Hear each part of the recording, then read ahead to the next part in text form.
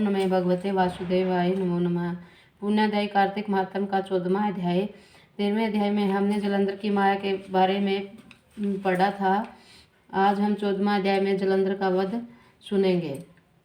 पढ़ेंगे।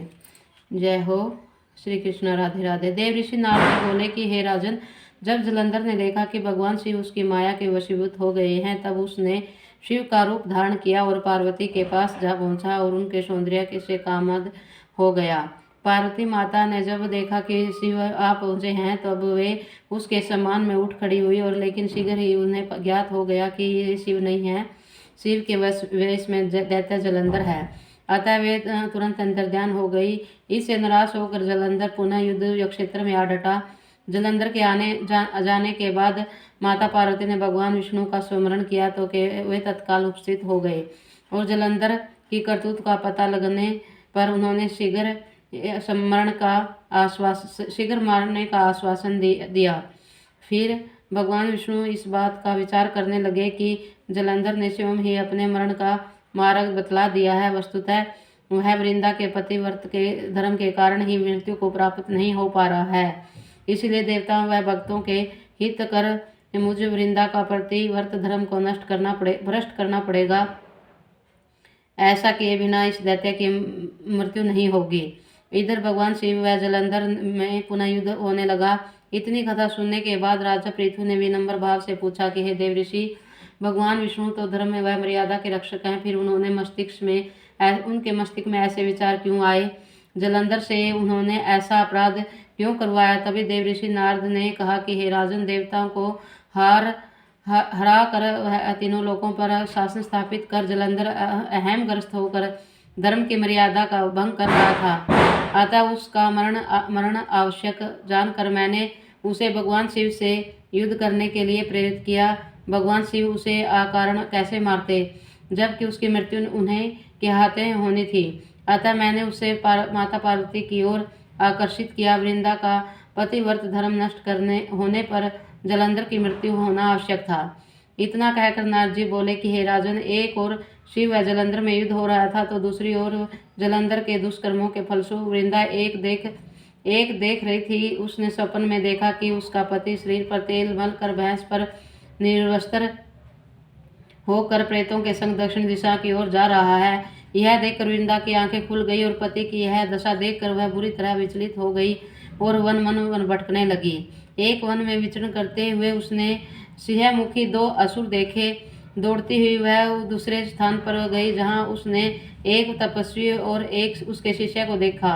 तपस्वी से उसने रक्षा की प्रार्थना की, और उसकी प्रार्थना सुनकर तपस्वी ने उस दिशा में जल देखकर जिधर वे दोनों असुर भागते हुए आ रहे थे, एक हुंकार में ही उन्हें भगा दिया। वृंदा ने राहत की सांस ली और तपस्वी से बोली कि हे मुनि, मेरे पति जलंधर और महादेव में भीषण युद्ध हो रहा है। कृपया बतलाएं कि इस युद्ध में विजय किसकी होगी। उसकी प्रार्थना सुनकर मुनि ने आकाश की ओर देखा। तभी 2 बंदरों ने आकर मुनि को प्रणाम किया, और फिर मुनि का संकेत पाकर वे वहां से चले गए। कुछ समय बाद दोनों बंदर आकाश मार्ग से आए और दैत्यराज जलंधर का सिर व धड़ वहां लाकर पटक दी।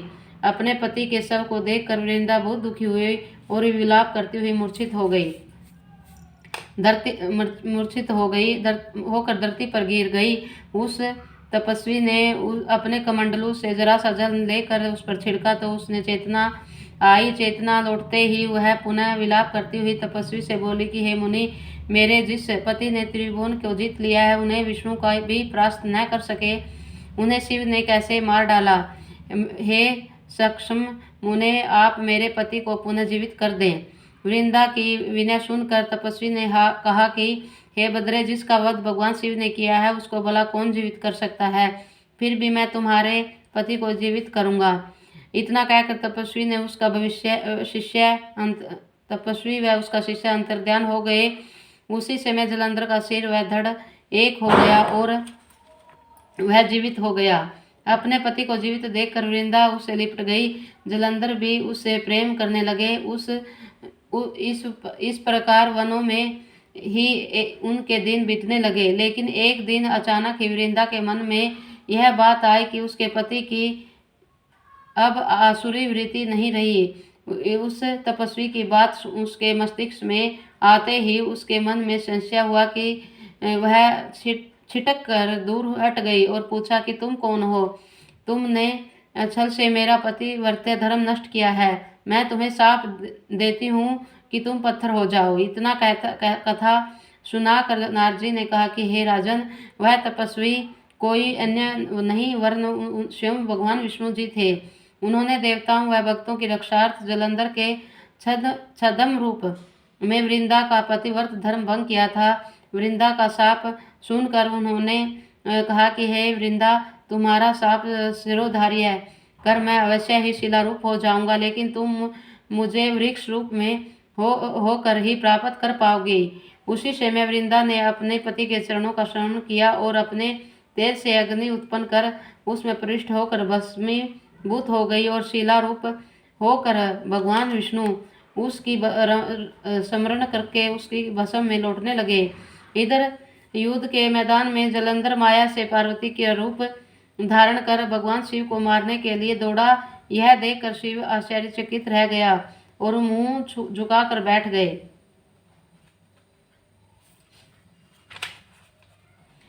तभी जलंधर ने उन पर बाणों से प्रहार किया। यह इस तरह शिव को आसुरी माया से ग्रस्त देखकर भगवान विष्णु तुरंत ही वहां आ गए और शिव को आसुरी माया का ज्ञान कराया। तब शिव सचेत होकर बड़े वेग से असुरों पर टूटे। उनकी बाण वृष्टि से भयभीत होकर शुंभ निशुंभ जैसे बड़े बड़े राक्षस युद्ध मैदान छोड़कर भाग गए। तब भगवान शिव ने उन्हें शाप देते हुए कहा कि तुम युद्ध भूमि से भागे हो, अतः पार्वती के हाथों ही तुम्हारी मृत्यु होगी। इधर वृंदा का पतिव्रत धर्म भंग होने से जलंधर का भी बल समाप्त प्राय हो चुका था।